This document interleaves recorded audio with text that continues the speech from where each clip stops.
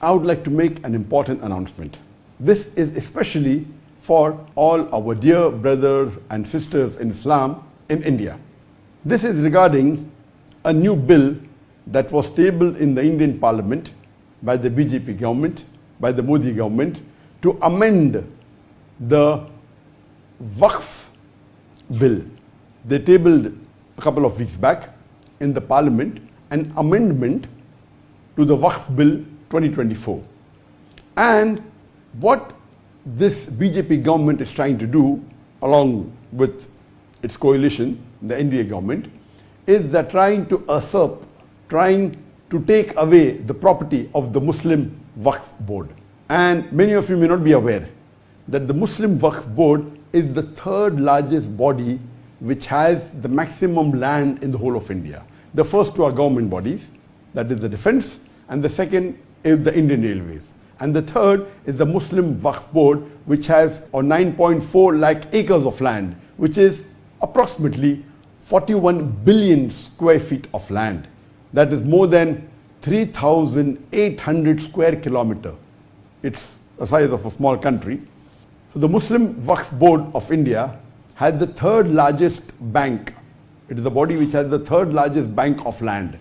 And let me tell my non-Muslim brothers and sisters of India that this Waqf board property is not a public property.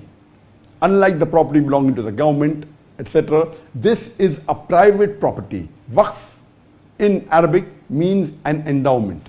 So this is not a public property, it is a private property donated by Muslims in the past, many centuries ago, or decades ago, or recently. It is Waqf, means an endowment for the use of the Muslims.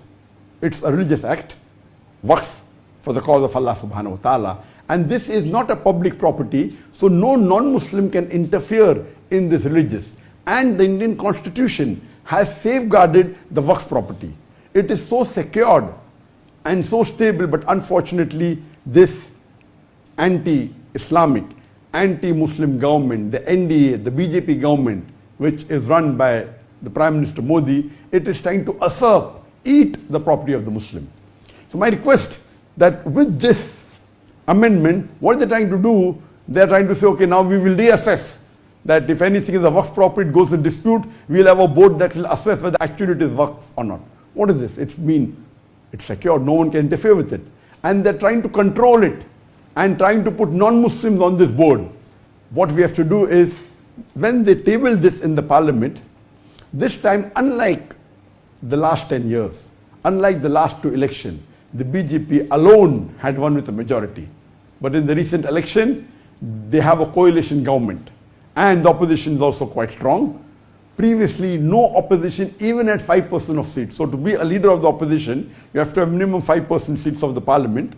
The Indian parliament has 543 seats. You have to have minimum 54, 55 seats. And this time, of course, there's an opposition which is strong, and they took objection.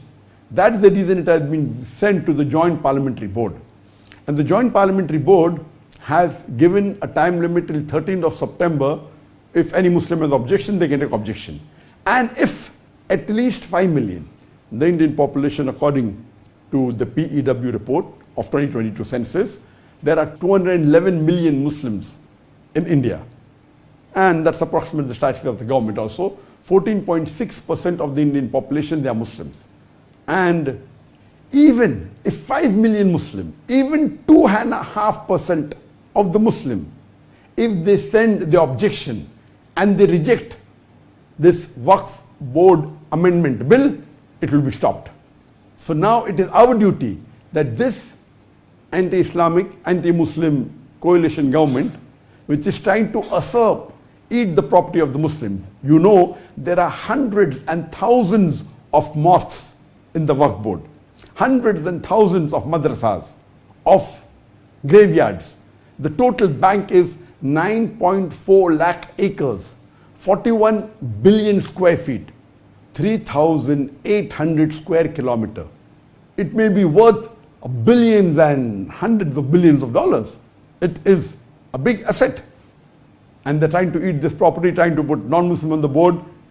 If, imagine, just one mosque, Babri Mosque, a couple of decades earlier. When it was taken away, there was a big hue and cry, there was a big commotion, there was riots.